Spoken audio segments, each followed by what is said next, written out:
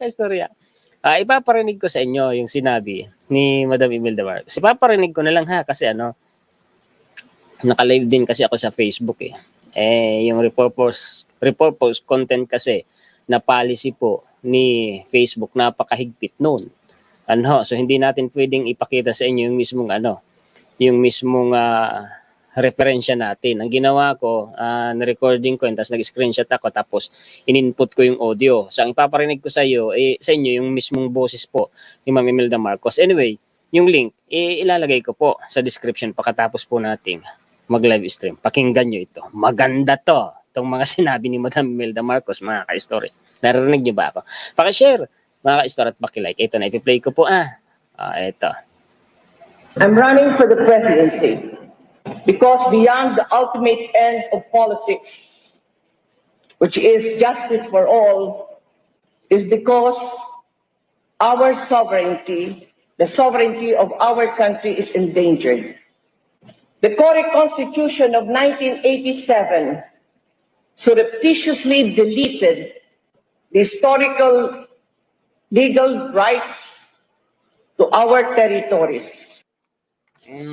Isang kamulastugan yun ng Cory Constitution, mga ka-istorya. Anong sabi ni Madam Imelda Marcos? Yun umanong historical legal rights natin sa ating teritoryo. Maaaring ang tinutukoy niya, mga ka-istorya, either yung mga teritoryo natin sa West Philippine Sea or sa Sabah. Ang sabi, palihim umanong binura sa konstitusyon ni Cory Aquino. Alin yung palihim na binura? Ayun umanong historical legal rights o karapatan natin sa ating teritoryo. Then pa lang, si Madam Imelda Marcos ang may sabi niya nari sa boses pa lang naman siguro, mga ka-istorya. Kilala niyo na ang dating First Lady, di ho ba? Tuloy. And this will endanger our country, especially so we're in a very strategic place in the world today. But to the east of us is the Pacific Ocean, which is the focus of the world today and covers 32.5% of the world's surface. On the other side is the China Sea. The China Sea, across the China Sea, is the biggest world market potential. Yan nga yung sinasabi ko. Strategic talaga ang lokasyon natin, mga ka-istorya. Pag tiningnan nyo ho ang geography, di ho ba? Noon ko pa ito pinapaliwanag eh. Talaga hong ang Pilipinas, mga ka-istorya, ang bansa, ang natatanging bansa sa buong mundo na pinakasentro ng mundo sa lahat ng bansa. Bakit? Nasa gitna nga tayo. Doon sa likod natin, nandiyan ang Australia. Sa taas, nandun mga ka-istorya ang Amerika, ang Russia, sa kaliwa, ang China, ang Europe.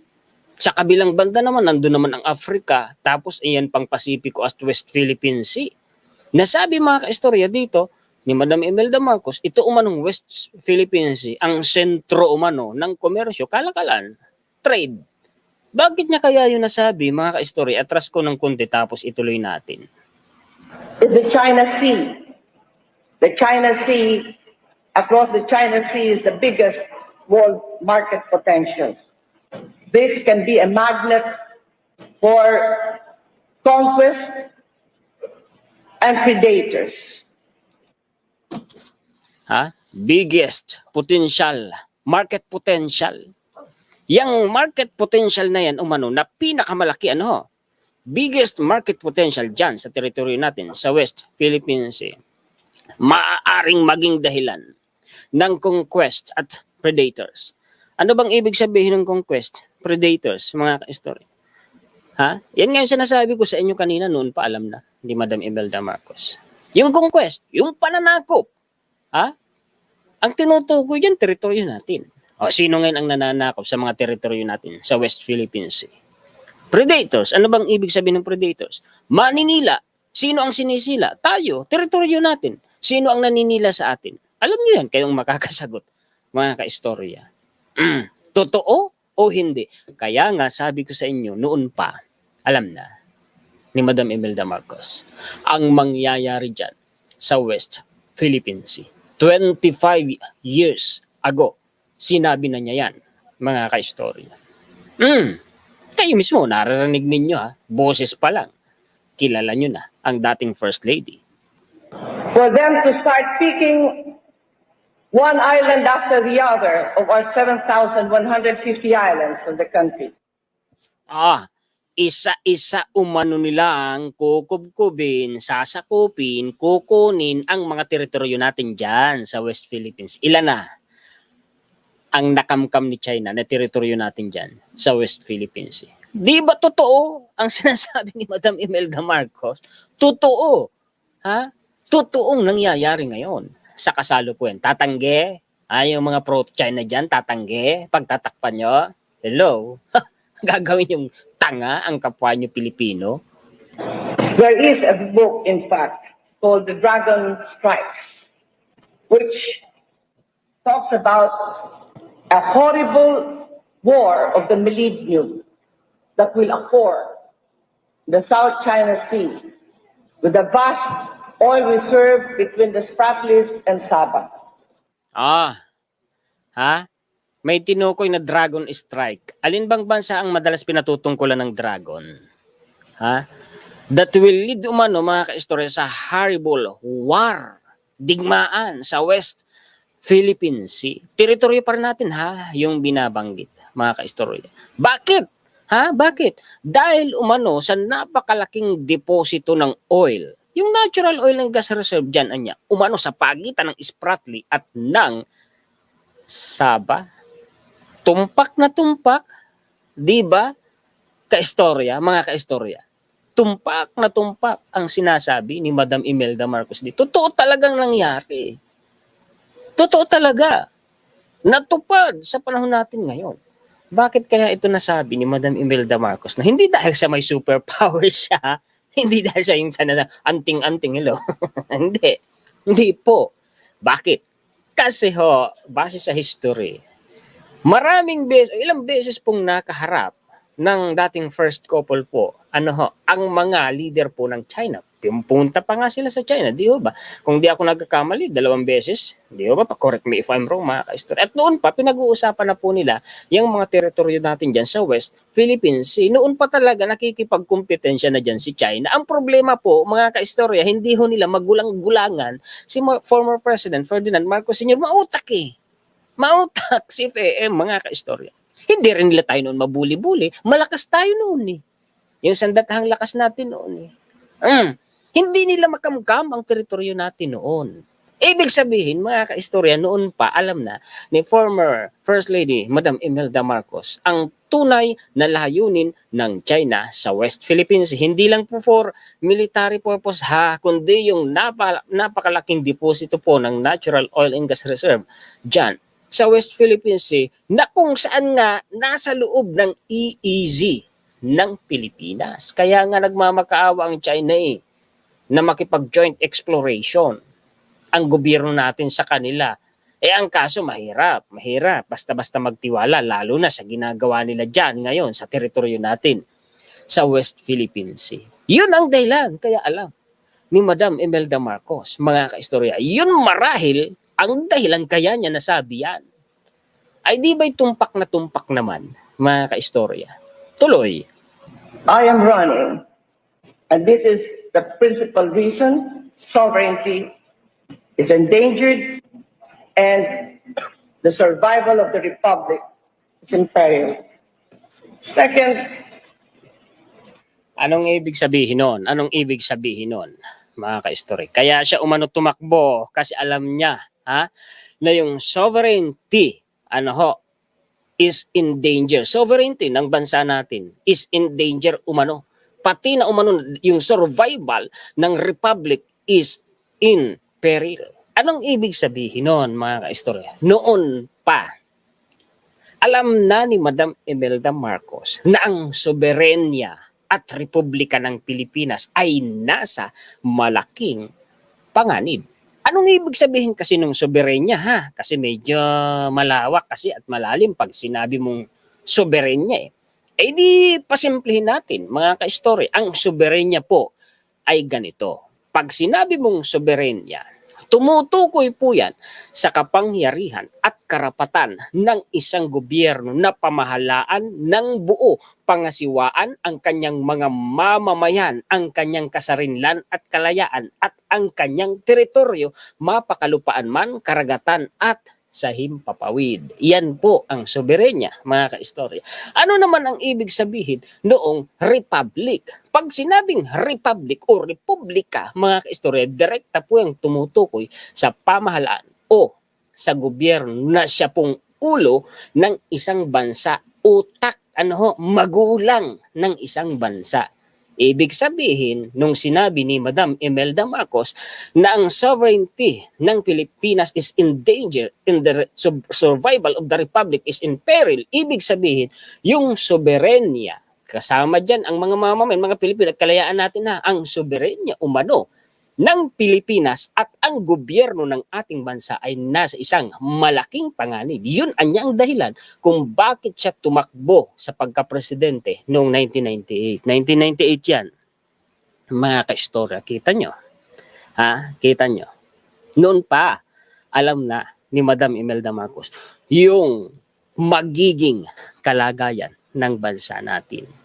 Pag ang pag-uusapan, West Philippine Sea. Delikado. Noon pa, kung naagapan lang kasi ng mga namuno sa gobyerno natin, noon pa, hindi sana nangyari ito. Isipin nyo, noon pa, alam na ng mga Marcos at sinusubukan na nilang iligtas noon ang bansa natin, laban umano sa napakalaking panganib na paparating, na posibleng ngang sakupin, kubkubin, isa-isang sakupin, kubkubin ng ibang bansa ang mga teritoryo natin sa West Philippine Sea dahil umano sa malaking natural oil and gas deposit sa teritoryo natin na yan. Noon pa sinusubukan na nila. Ang kaso, anong ginawa? Kasi noong time na yun, mga kaistorya, sirang-sira pang imahe ng mga Marcos. Hindi pa lumalabas ang katotohanan eh. Hindi pa noon aktibo ang social media. At kung di ako nagkakamali, wala pa nga yatang vloggers noon eh. Noong time na yun eh. Noon pa, sinusubukan na nila tayong iligtas. Mahal nila ang mga Pilipino. Ang kaso, anong nangyari sa kanya? Mamaya malalaman ninyo. Tuloy muna natin.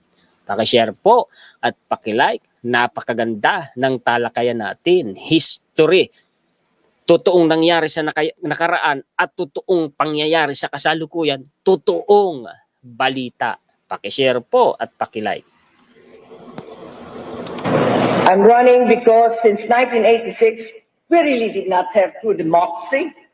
Because Marcos was the truly elected president of the Republic in 1986, Cory Aquino was the usurper who took over from Marcos and with the help of foreign government, kidnapped the Marcoses out and Cory to confirm that she was a usurper, perhaps. Totoo o hindi? Noong 1986, nang naupo ang Cory Aquino administration, di naman talaga tayo totoong nagkaroon mga kaistorya ng demokrasya.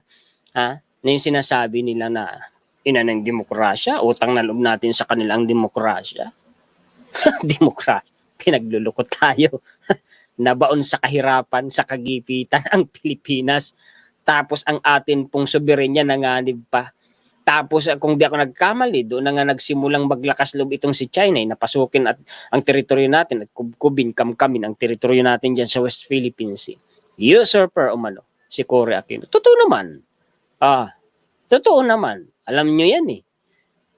Si Pangulong Ferdinand Marcos Sr. naman talaga mga kaistorya ang ini-announce ng Kongreso noon na totoong talagang legal na nanalo. Sabi, nandaya daw ganito, ganyan, dinayan. Si Enrile nga eh. Tumistigo pa. Yan noon na nandaya nga daw si former President. Isa yun sa pagkakamali ni Enrile. Kaya kung minsan hindi ho masisisi na may mga sumusuporta po sa mga Marcos, mga loyalista, na hindi nagalit pa rin kay Enrile. Hindi masisisi kasi totoo naman talaga history naman talaga nagtraidor siya sa Pangulong Ferdinand Marcos Sr. History naman talaga na sinabi niya, tumistigo pa siya, pumanig pa siya sa mali. Nasabi nga niya nandaya raw sa eleksyon eh. Kita nyo, history naman talaga, hindi na maitatanggi. Dapat harapin nyo ni Enrile, dapat tanggapin nyo kung sakaling may magsasabi sa kanya ng harapan, dahil recorded yan, na-research ko din naman yan mga kaistorya, may mga artikulo, may mga balita naman talaga mga kaistorya na Mababasa mo na sinabi nga talaga yun Enrile. Pero ako sa part ko, mga kaistorya, ang nakikita ko naman ngayon kay Enrile, sa tingin ko pinagsisihan niya malaking pagkakamali niya. Pagkampi niya kay Cory Aquino at pagtraidor niya kay former President Ferdinand Marcos Sr. At yung nakikita ko sa kanya ngayon, kahit paano naman natutuwa ako sa kanya dahil sinisikap niyang maitama niya yung mga nagawa niyang pagkamali sa nakaraan. Talaga namang napahamak ang Pilipinas dahil sa ginawa nila ni Ramos. Mas mabuti pa si Enrile kahit sa kanyang edad na yan, mga kaistorya, nagsisikap siyang maitama yung nagawa niyang mali. Hindi kagaya ng isa na matay na lang, pinanindigan. Yung kamalian niya, iniwan niya ang bansa natin, sadsad ako'y wala rin akong galit sa kanya kasi masamang magtanim ng galit sa puso, mga kaistorya. Pero alam niyo yung totoo ang sinasabi ko dahil historical naman yan, mga kaistorya. At kahit sa mga balita, nilalaman ng balita yan. Diba, mga kaistorya? At saka, sabi nga, bawat tao, deserve sa pangalawang pagkakataon. Pero hindi pa rin masisisi. Na kung minsan, may kahit sa mga comment section, may makikita ka pa rin galit kay Enrile, hindi mo sila masisisi. Diba, mga kaistorya? One thing na hinihintay ko sana kay Enrile, mga kaistorya, mag-apologize siya sa ginawa niya noon. Pero, hindi ko naman talagang yung sapat na siguro sa akin na itinatama niya yung mga nagawa niyang mali sa nakaraan. Di ba? Mga kaistorya, opinion ko lang at ito naman ay pananaw ko lang, mga kaistorya. Ituloy natin ang talakayan po natin. Binanggit pa na kinidnap ng Amerikano. Kasi totoo naman na nandito ang mga Amerikano ngayon. Hindi naman yun wala namang kinalaman yung nakaraan sa nangyayari sa atin ngayon. Ibang sitwasyon ngayon, mga kaistorya. Ang maganda naman ngayon, ang totoo kasi mga kaistorya, sa panahon po ni former President Ferdinand Marcos Sr., talagang gusto niya nang paalisin din ang base militar noon dito sa Pilipinas. Iba ang sitwasyon noon kaysa sa sitwasyon ni Cory Aquino at kaysa sa sitwasyon natin. Tatlong yugto kasi yan, mga kaistorya. Unang yugto sa panahon po ni former President Ferdinand Marcos Sr. Bakit niya gustong paalisin ang mga Amerikano noon? Kasi nagiging pabigat na umano sa atin ang base militar ng Amerikano noon Biruin nyo, nandito ang base militar nila, di tayo nakikinabang sa nila kasi wala man lang sila binabayad dun sa inu-occupy po nila na base militar. Tapos hindi pa tayo natutulungan, mga kaistorya, sa modernisasyon ng sandatahang lakas po ng Pilipinas. Kumbaga, mga kaistorya, dihado tayo noon. Kaya gustong paalisin ni former President Ferdinand Marcos Sr. ang base militar ng mga Amerikano dito. No, totoo yan, nasa yan, mga kaistorya, nakasulat yan sa history kahit sa mga balita. Wala nga lang sa libro, sa paaralan. Online nyo yan mariresearch. Ewan ko kung meron sa mga libro, correct me if I'm wrong, mga kaistorya, kasi ako na-research ko yan through online, mga kaistorya, sa internet Tapos, ang pagkakaiba pa ng sitwasyon noon sa panahon ni Pangulong Ferdinand Marcos Sr., pwede talaga nating paaralisin ang mga Amerikano noon. Kaya nating manindigan sa sariling paa natin noon kasi malakas po ang sandatahang lakas natin noon. At ang China naman noon, walang kakayahang bulihin tayo. Kasalukuyang nagkakagulo ang China noon, di ba? Tapos, yung pangalawang yugto sa panahon naman ni Cory Aquino, which is, pinaalis pa rin nila. Yung 12 senador, nagkaisa sila na paalisin ang base militar. 1992 yun, kung di ako nagkakamali, ang base militar ng Pilipinas. Kasama pa dun si Enrile Kasama siya dun sa 12 senador na nagpalayas. Nagkaisa sila na paalisin ang base militar dito sa Pilipinas. May interview din sa kanya sa SMNI. Sinabi yan. Ang nakita ko doong mali, sa panahon na yun ni Cory Aquino, 1992. 1999, Cory Aquino pa ba yun? Kasi 1992 din kasi naupo si si Ramos Siguro mga huling termino ni Cory Aquino. O baka kay Ramos na mga unang buwan ng termino ni Ramos. Correct me if I'm wrong. Pakiliwanag na lang diyan sa comment section. Basta ako sigurado, mga kaistorya, 1992. Ang pagkakaiba nun sa panahon ni Cory Aquino, mahina na ang sandatahang lakas natin noon. Mahina na. Bagsak na tayo noon Tapos pinaalis. O di anong nangyari? Lumakas lalo ang loob ng China. Nakasilip ng bagad ng pagkakataon si China. Di ba, mga kaistorya? Ito naman ang pagkakaiba sa ikatlong yugto, panahon ng ating pong presidente, Bongbong Marcos Jr. Sa panahon po ni Pangulong Bongbong Marcos Jr., mismong si Amerika ang nanuyo sa Pilipinas, kay PBBM. At hindi tayo dihado, hindi kagaya po noon sa panahon ni former President Ferdinand Marcos Sr. at saka ni Cory Aquino na ang mga Amerikano, wala man lang tayo napapakinabang sa kanila. Wala. Sa panahon ngayon, siguro meron namang konti, siguro sa panahon na yun, Meron naman sigurong konti. Meron. Pero hindi kumbaga 100% pabor sa Pilipinas. Pabor sa interest noon ng Amerika, hindi para sa Pilipinas. Ngayon, ang malaking pagkakaiba sa panahon po ni President Ferdinand Marcos Jr., ni PBBM, lamang tayo, liamado tayo, mga kaistorya. Bakit? Amerika, tutulong na sa modernization program ng Armed Forces of the Philippines. Pangalawa, natutulungan nila tayo mabantayan po ang teritoryo natin, Pasipiko at West Philippine Sea. Natutulungan nila tayo na wag nang tuluyang makamkam ni China ang mga natitira pa nating teritoryo dyan sa West Philippine Sea. Yun ang malaking pagkakaiba sa tatlong yugto na binabanggit ko sa inyo, mga kaistorya. Di ho ba? Sana'y naiintindihan ninyo. Tuloy natin itong sinabi ni Madam Imelda Marcos. For the economic crisis, an immediate solution can be this resource. And also, at the same time, we have a master plan wherein we would like to develop agriculture and aquaculture in the first wave, second wave industry, which is water and power, should be developed like deuterium and geothermal to be gridded to the different barangays.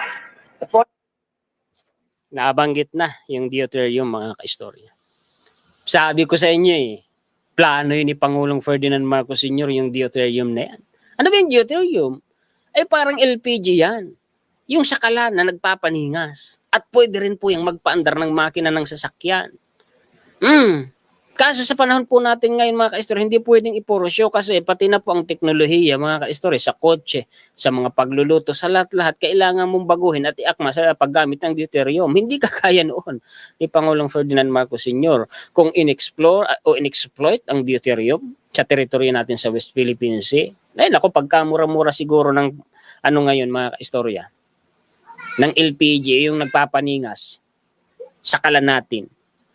Pati na po, di ba meron ngayong LPG na converted na LPG, mga kaistorya, ang nagpapaandar sa makina ng kotse. Ganun din, yung deuterium pwede rin.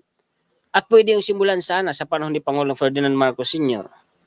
Kasi yung mga teknolohiya noon, pwedeng i-develop noon na angkop sa deuterium. Yan nga yung sinasabi ko sa inyo, na sa libingan po ni FAM, doon sa libingan ng mga bayani, may abbreviation na nakalagay na GOD, na ang ibig sabihin, gas, oil, deuterium. Yun po yun, mga kaistorya, di ba? Nakakapanghinayang talaga. Nasayang, no? Wala tayong magagawa. Sinalot tayo Sinalot ang Pilipinas. 42,000 barangays in the country. And third, services. The delivery of basic services, water, power, food, shelter, clothing, medical service, livelihood program.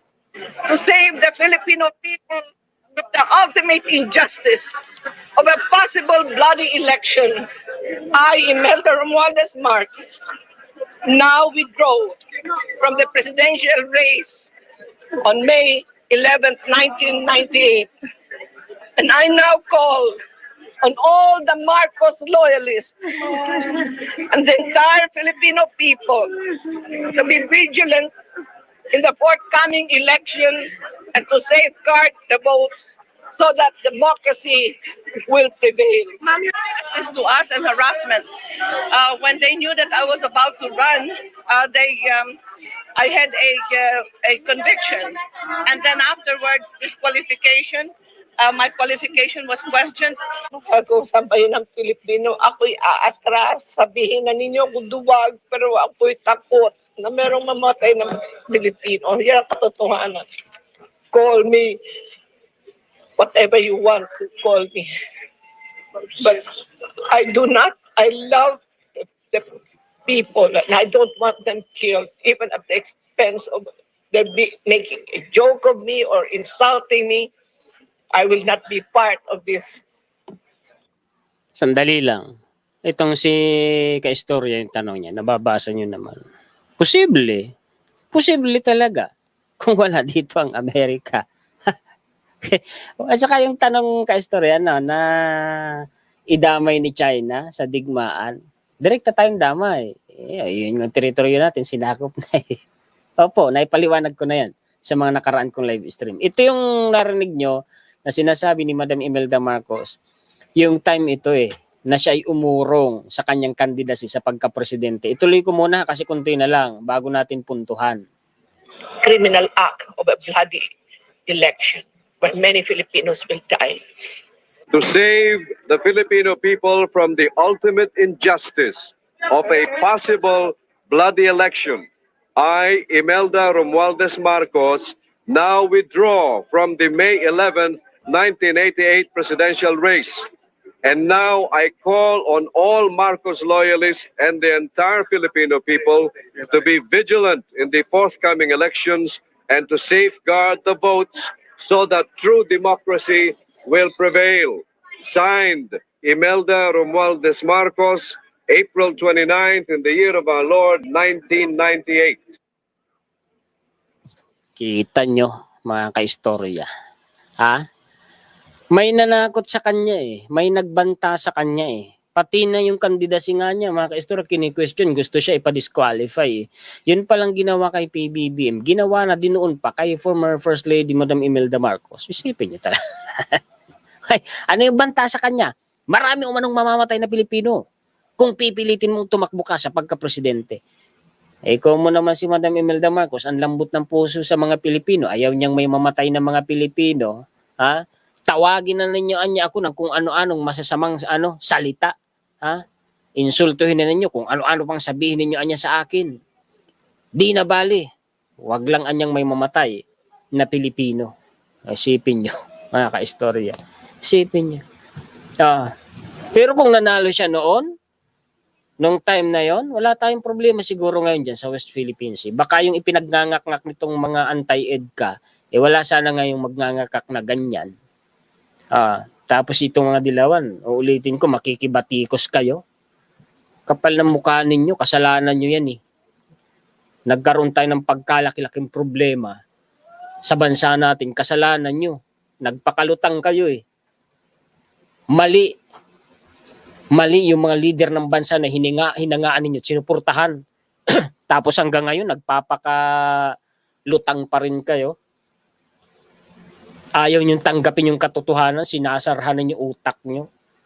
Yung iba dyan, mga matatas ang pinag-aralan, taas ng pinag-aralan, isarado ang utak. Di makita-kita yung totoong nangyari sa Pilipinas eh. Ewan ko kung sarado ang utak o baka may personal na interest eh. Di ba? Na istorya. Sinayang natin.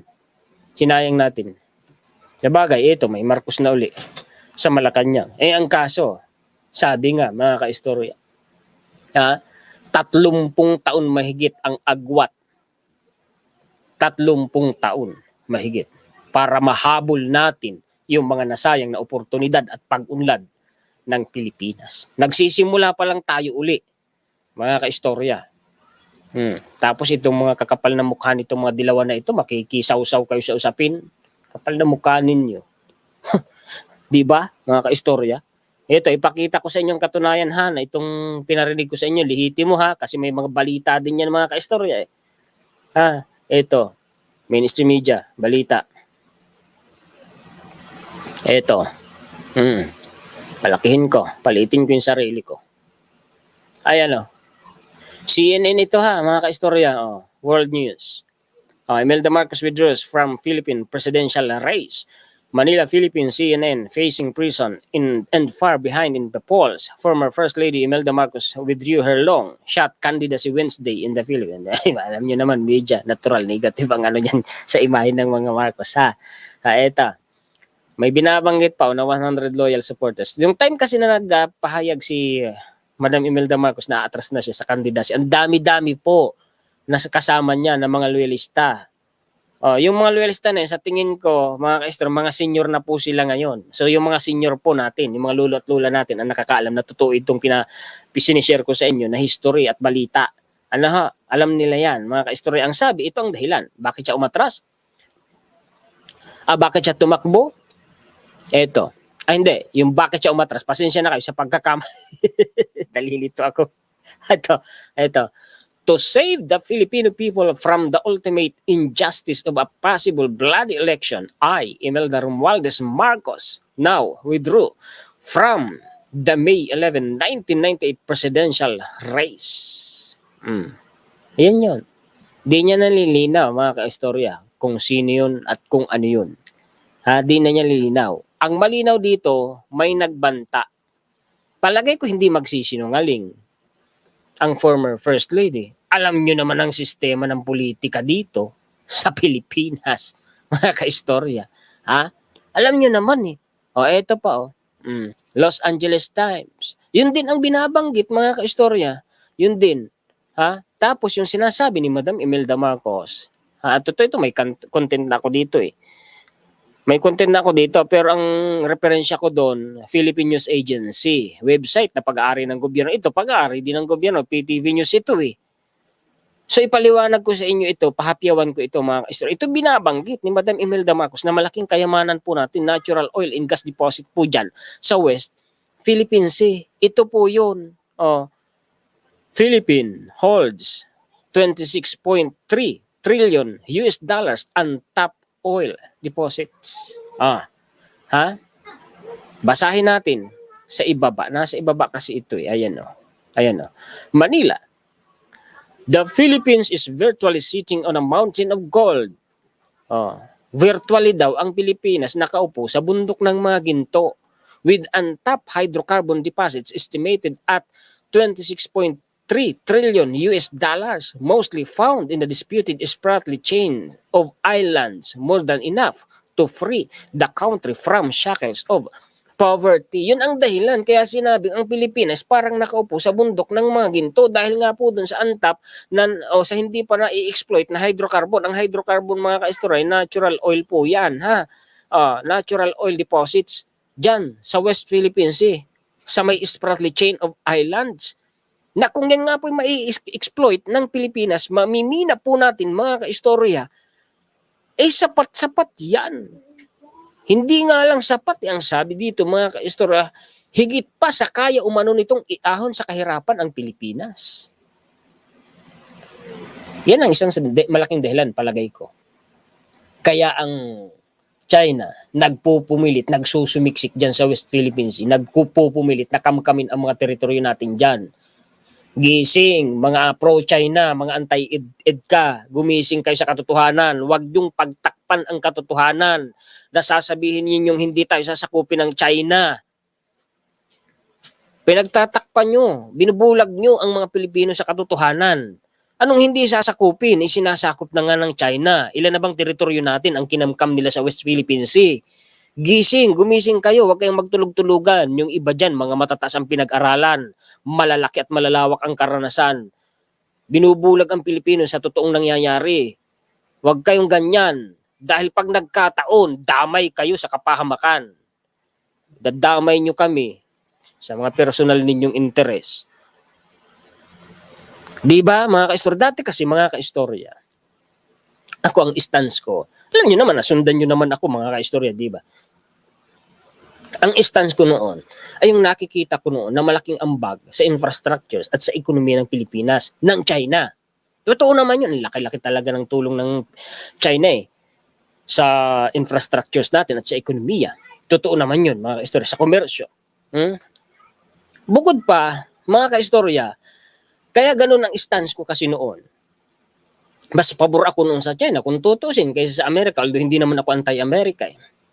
Kasi, doon kasi sa Mutual Defense Treaty, mga kaistorya, hindi nire-recognize ni Amerika na kasama ang West Philippine Sea na kung sakali po, mga kaistorya, maglaban ang Pilipinas. Diyan sa West Philippine Sea, maglaban ang Pilipinas at ang China, yung mga persa natin. Hindi tayo sasakaluluhan ng Amerika kasi wala po sa MDT.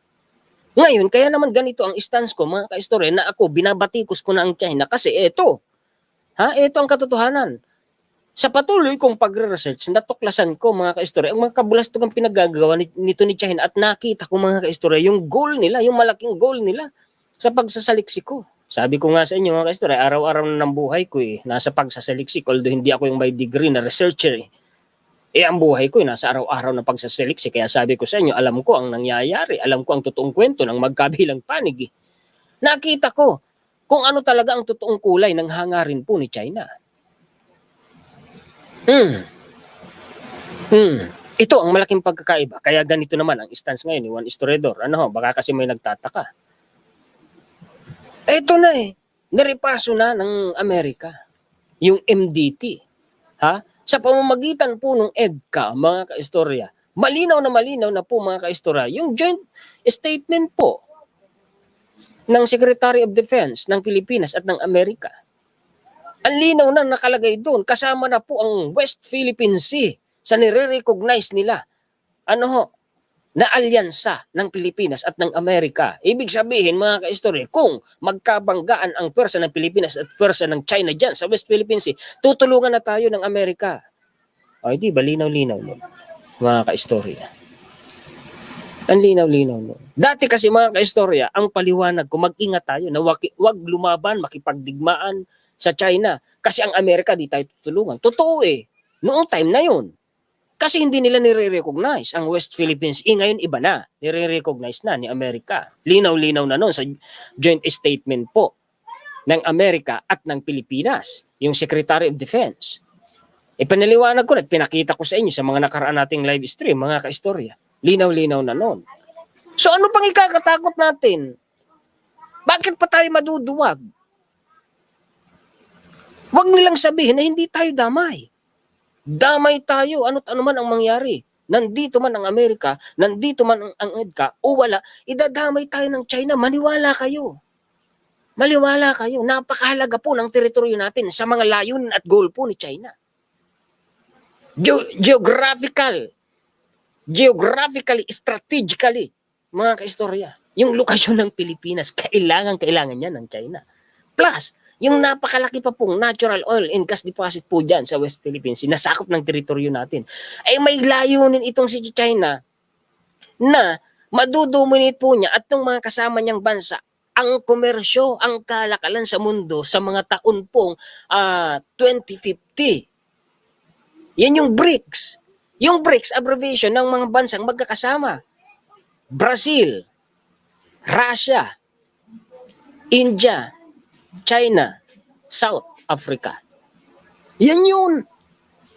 Kaya huwag niyo sabihin pag tuluyang sinakop ni China si Taiwan, hindi tayo isusunod.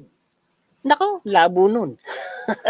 Labo nun. Kailangan ng China ang teritoryo natin para matupad po nila ang lahat ng goal po nila. Aniwala kayo. Tama ang stance.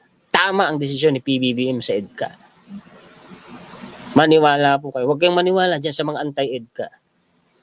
Ako'y naiinis. Dahil kumbaga, tapos sila pa yung nambabatikos na para daw umanong isinuko na natin ang teritoryo natin sa dayuhan dahil sa EDCA. Baliktad eh. Yung pambabatikos nila sa EDCA, mga kaistorya, na pumapabor sila sa China, parang sila, isinusuko nila ang teritoryo natin sa China. Di ba?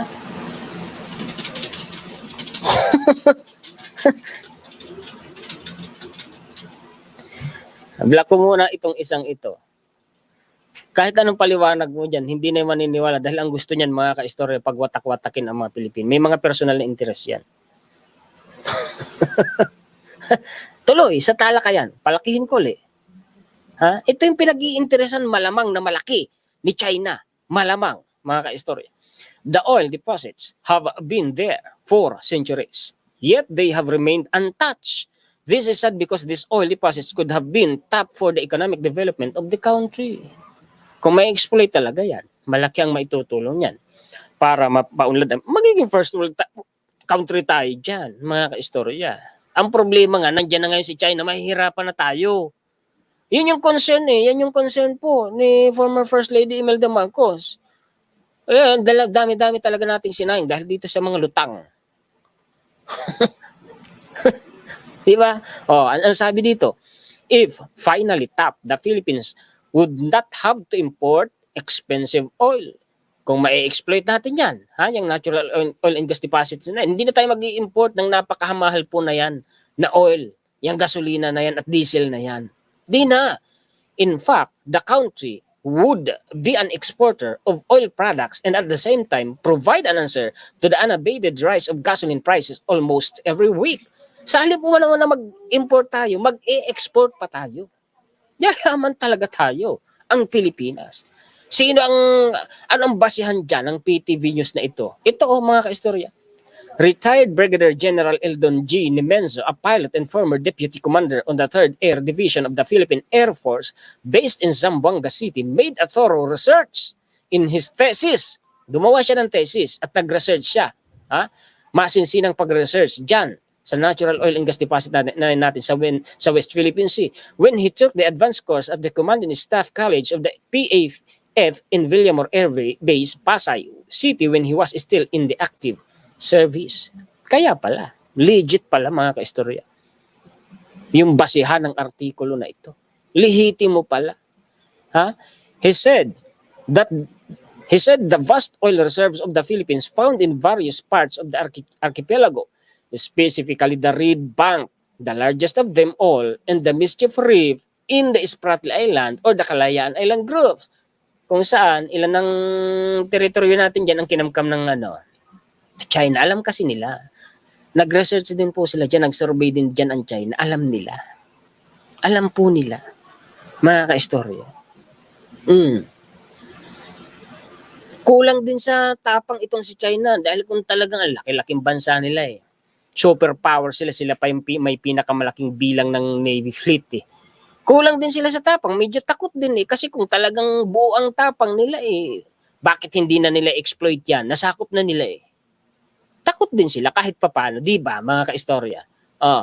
The Philippines is like, ito na ha, ito yung magandang punto dito eh. Ito eh. The Philippines is like a blind beggar sitting on a mountain of gold. Ang Pilipinas niya para umanong pulubi na namamalimos, pero nakaupo sa bundok ng maginto. Isipin no, nakaupo ka sa sa bundok ng maginto pagkatapos namamalimos ka na gaya ng pulubi. Bakit? Kasi nga hindi natin mapakinabangan eh. Yung napakalaking natural oil and gas deposit na yan na napakalaking kayamanan ng Pilipinas. Bakit tayo namamalimos? Nangungutang tayo eh. Nangungutang tayo, may tatanggi. Totoo, nangungutang ang bansa natin. Ha? Within the country's 200-mile exclusive economic zone are potential recoverable hydrocarbon deposits worth an estimated $26.3 trillion US dollars. This is more than enough to lift the country from the centuries-long morass of poverty and underdevelopment. Noon pa sana tayo yumaman eh. Mali kasi itong mga mga sumuporta sa mga dilaw eh. Mali kasi talaga mga kaistorya. Ito pa gandang punto rito. This is more than the 13 billion barrels of oil deposits of Kuwait, one of the world's top oil producers. Yung natural oil and gas deposit po natin dyan sa West Philippine Sea, mas malaki pa po sa natural oil and gas deposits po ng Kuwait. Isipin mo kung gaano sana kayaman ang Pilipinas. Ha? Isipin nyo. Sayang, no? Sayang. Pero nandyan pa rin yan. Ang problema, nandyan na rin si China. Nakubkub na nga nila eh. Nakamkam na nga nila yung teritoryo natin dyan eh. Kaya nagpupumilit marahil ang China eh. Sayang, no? Sayang. Kaya ako galit na galit sa mga dilawan at sa mga sumusuporta sa kanila eh. Galit na galit ako kasi nagsusumigaw ng katotohanan sa harapan ng mga mata nila eh. Bulag pa rin eh.